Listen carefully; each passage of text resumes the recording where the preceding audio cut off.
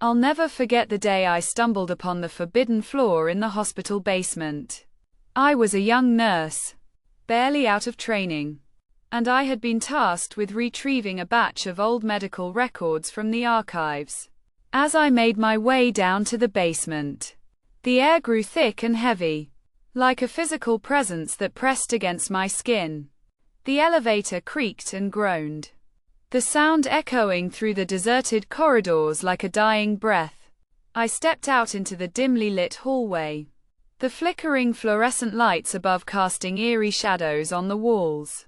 The sign on the wall read, "Authorized personnel only," in bold red letters. But I had been given a keycard by my supervisor, so I figured I was clear to proceed.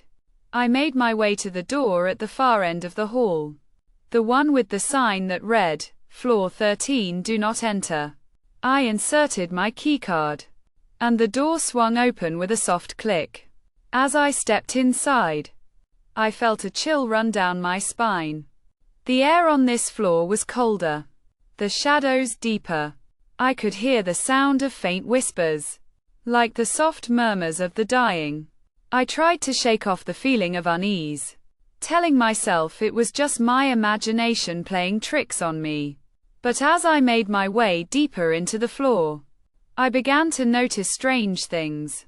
The doors to the rooms were all slightly ajar, as if someone had recently passed through them. The beds were all made, but they looked like they had been slept in. The sheets rumpled and the pillows dented. And then I saw it. A room at the far end of the hall. The door wide open. The bed occupied by a figure shrouded in shadows. I approached the bed, my heart pounding in my chest. And that's when I saw it. The figure was a patient. Or at least, it had been. The skin was gray and decaying, the eyes sunken and empty. But it was the chart at the end of the bed that made my blood run cold. The patient's name was mine. I stumbled backward, tripping over my own feet as I desperately tried to get away from the bed. As I fell, I saw the whispers on the walls, the messages scrawled in red ink. "Get out while you still can." I scrambled to my feet, my heart racing, and ran back to the door. But as I reached for the handle, I realized it was no longer there.